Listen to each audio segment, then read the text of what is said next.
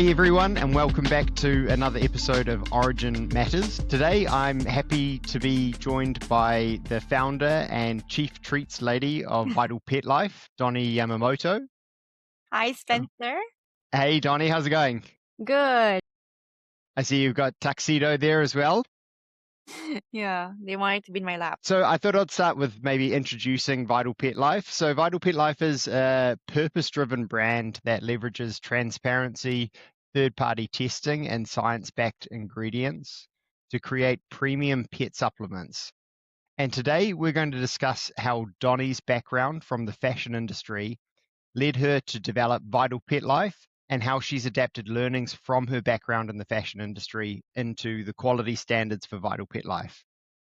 So welcome, Donnie. It's great to have you on the episode with me. And to get us started, could you take us back to your earlier years and let us know a little bit about how you initially got involved in fashion and entrepreneurialism? Yeah, I moved to the US in 2011 from the Philippines, and I wanted to be involved. I wanted to like it's like starting fresh, right? But back in the Philippines, I run a clothing store, so I was pretty much like involved in fashion, but I was bringing in like different kinds of brands and selling it in my small store overseas. But I was hoping that I can continue doing that when I moved here in the US. But again, it's a totally different market. But I do have already experience when it comes to like global sourcing, like, selling, marketing or like trending or trend setting.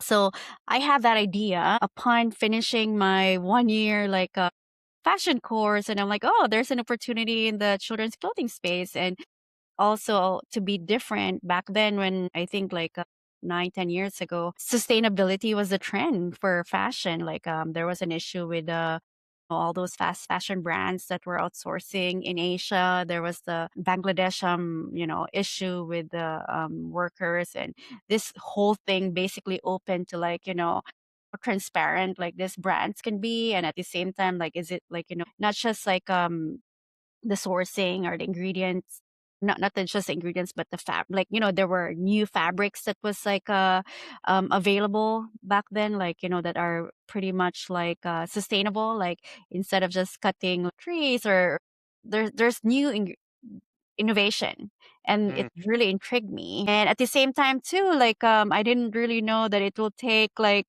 6 months to a year to to do your own like production for clothing.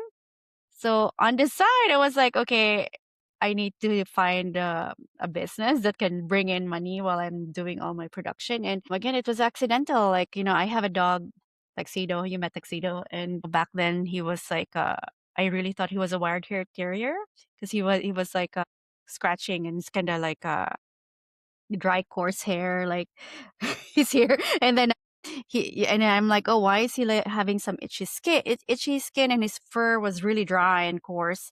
And I left behind 5 dogs overseas, and the only thing that I was giving them was fish oil. And I'm like, oh, where do I buy it? And there was only one marketplace back then. So yeah, it all started as a side project for me while I was working on the real like fashion job, like which is the children's clothing. So it was purely accidental that I created Vital Pet. But when this product like blew up in Amazon, like I'm like, oh, this could be a business, but I wanted to be different. So I brought in my knowledge of from the fashion industry, which was transparency back then, like, and also like sustainable sources or sourcing with ingredients to Vital Pet. And yeah, that's how the roots started, I guess. that's super funny that it was actually the other way around. You were Yeah. focusing on building a children fashion line, and Yeah. then you thought that Vital Pet Life was going to be sort of a stepping stone, maybe, or something. But then it turned out that Just that was the yeah. other way. Well, I thought it was a side project that can help me, while waiting for the production of my project, which was the children's clothing, because it takes a while. I found like a company that can weave like in a old traditional way, and then I did not the traditional like dyeing. So I kind of enjoyed putting botanical dyes in clothing. So yeah, those stuff that I tried to incorporate in my to be different when, from what you see in the market. But I really didn't know that, tuxedo will lead me to being in the pet industry.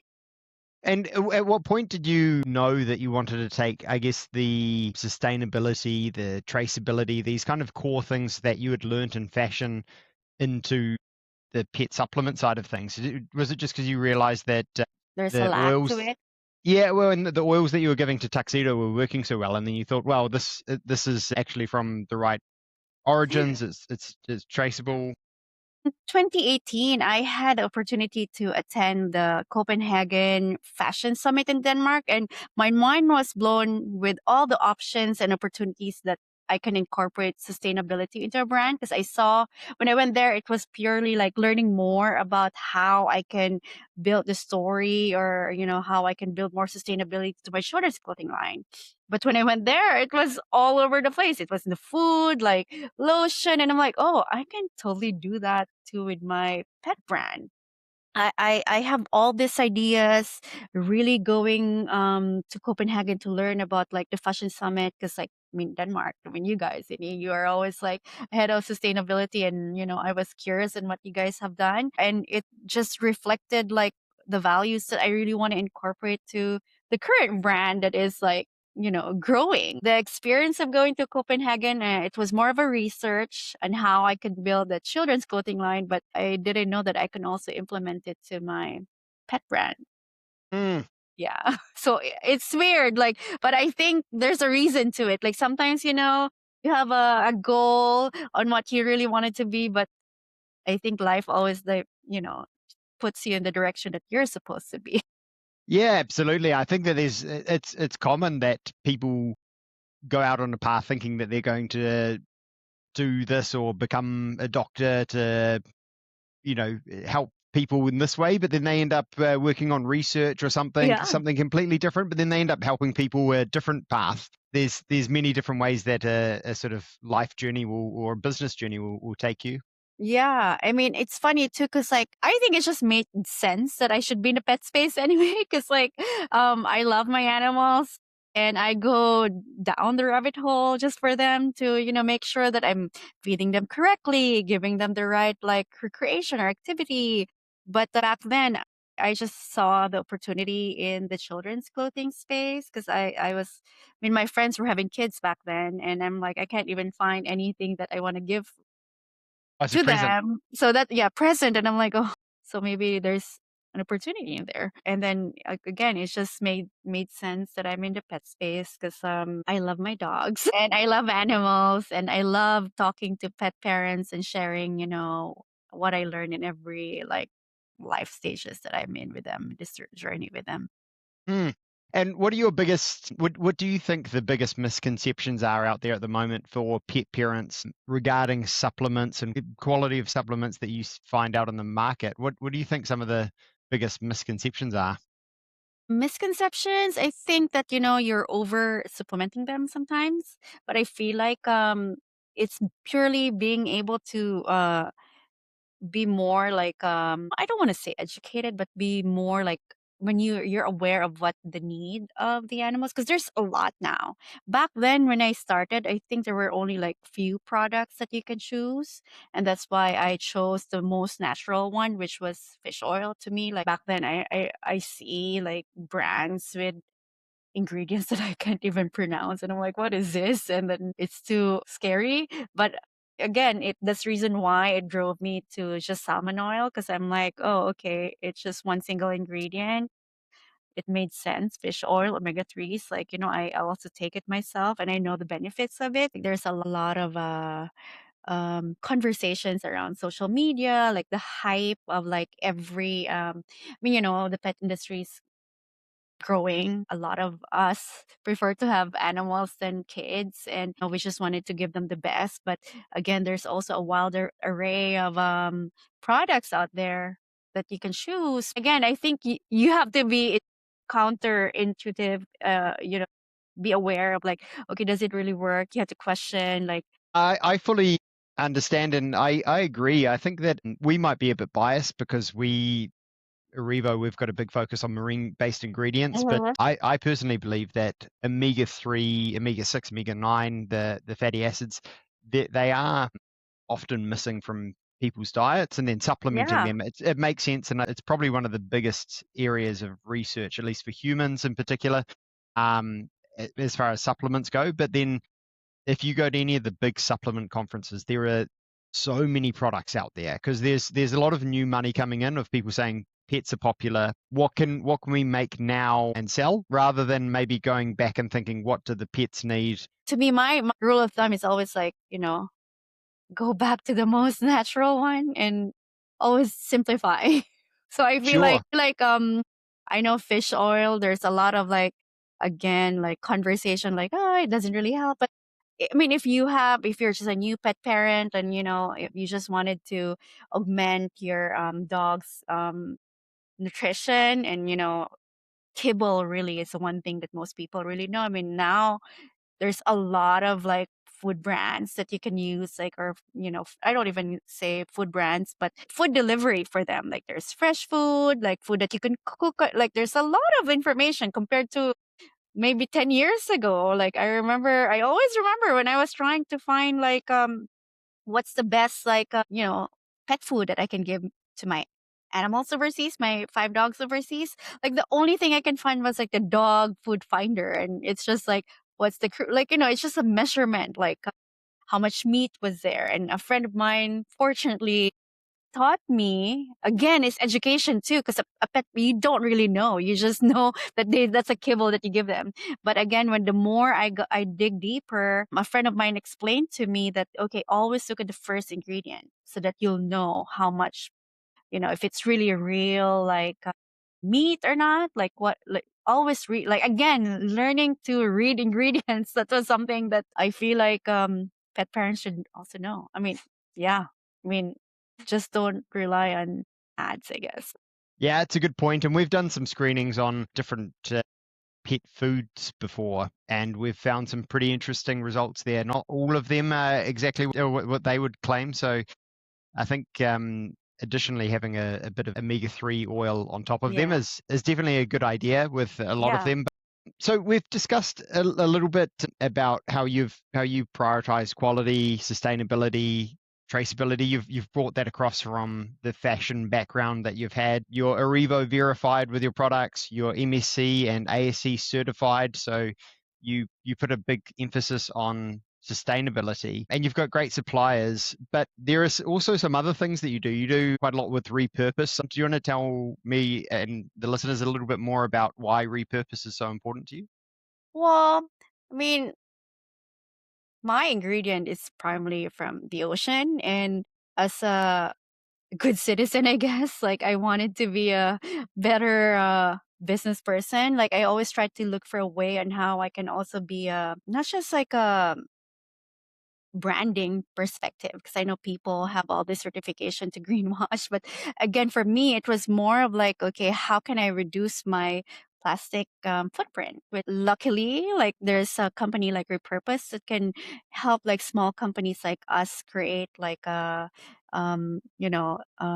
change, I guess, or like at least we were able to recover like a lot of plastic that goes to the third world countries. That so at least we get to have like an impact other than just collecting the plastic bottles from the ocean. But at the same time we're helping like all this like workers to have sustainable, and we're creating jobs for them too, like so for us to be able to sponsor, or because they have different projects, and I think we're sponsoring the one in Indonesia, I think, Luwat Danang, because there's a lot of like stuff too that they're doing with the plastics that they're able to collect. I've got one last question. I've always seen you as a bit of a visionary, Donnie.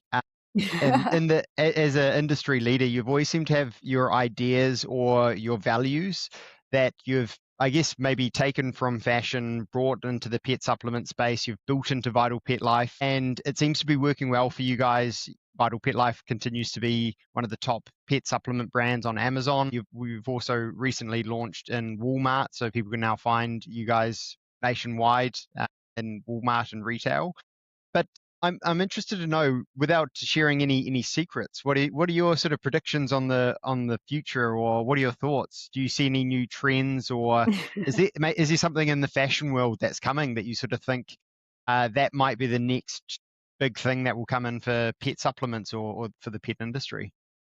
Well, one thing I've learned from both fashion and the pet wellness is that people really wanted to know transparency in the ingredients. As I said, like 10 years ago, like I had that kind of mindset, trying to figure out a way, like, you know, since my ingredient is like caught in the ocean, like there, I mean, I think I'm one of those people that's like, oh, I wonder who caught the fish. Like I always have that like in my head, like it's like a cloud that's always like, "Oh, I wonder who caught it." Like, is there a way that I can basically trace it to the fisherman or probably from the boat? I mean, it's I'm just curious. But I mean, most consumers before doesn't really focus on that, but I feel like I mean, I was ahead, as you said. I think I was ahead of the curve.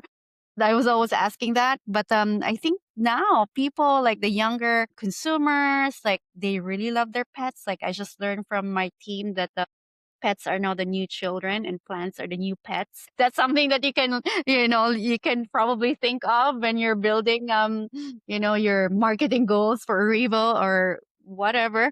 But you can quote me on that. But again, they wanted to put their money and where it aligns with their values. And I think most of this pet parents are all consumers now wanted to know, the label, if the company that they can trust. Because, like, again, we're bombarded with a lot of noise. And I feel like, I mean, even me myself, like, I would rather put my money to a company that I feel like it's aligned to my values. Yeah.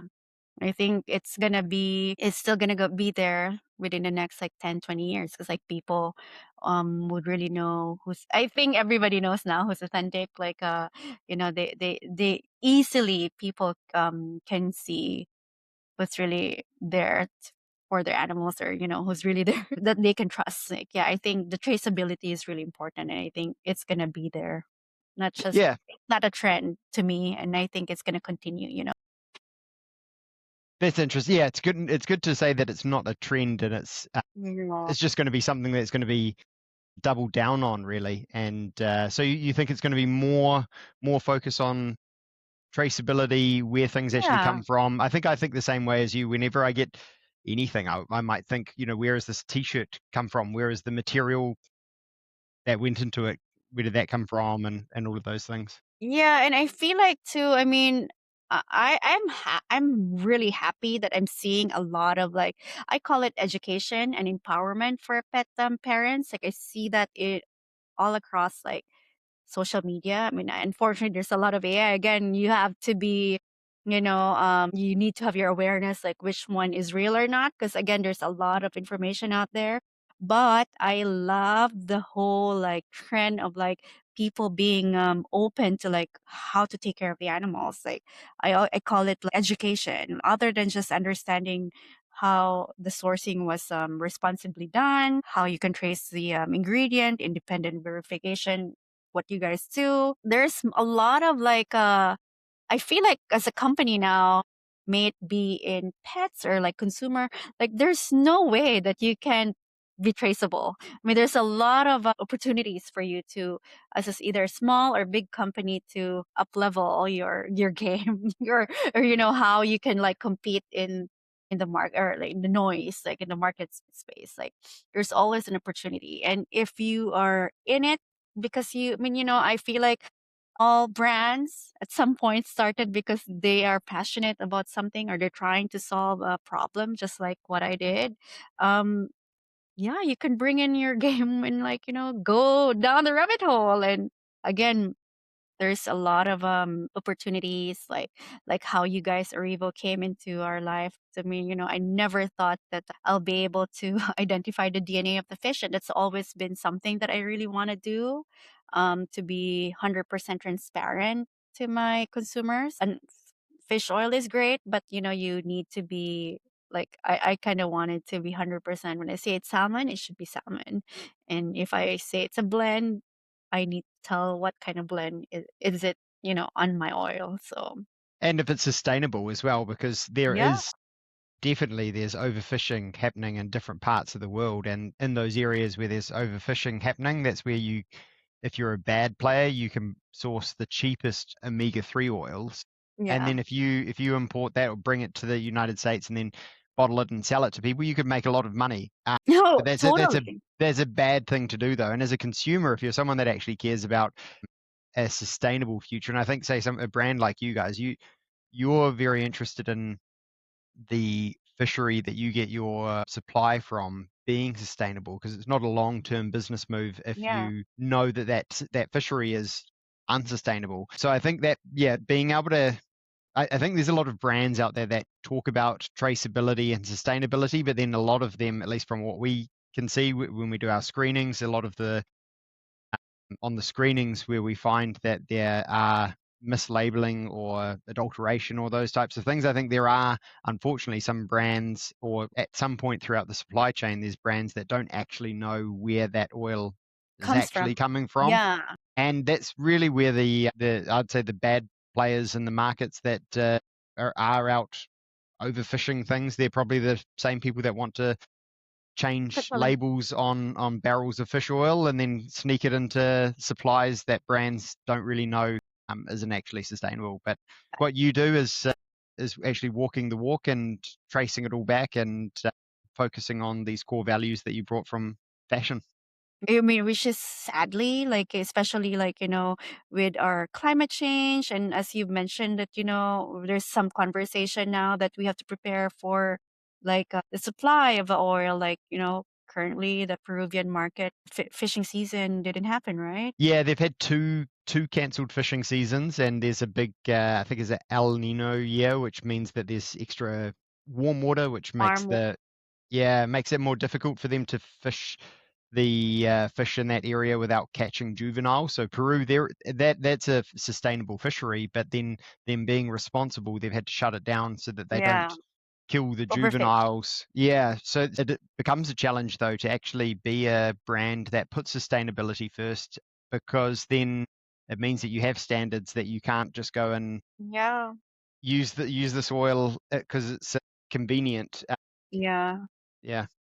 Yeah. Well, it's also good to find, like, I think for us to be making sure that we have a strong and stable supply chain really matters. And I think as a small company, we're very nimble at that. And me, myself, like choosing who to work with really help, like, set the roots for the brand. And I think it's hard when you're big and you just rely on sourcing, with workers or the team. But for me, it's very important. I still do like the sourcing myself. I always make sure that we made sure that even the ingredients that we're gonna add into some of our new products are well within you know my standard.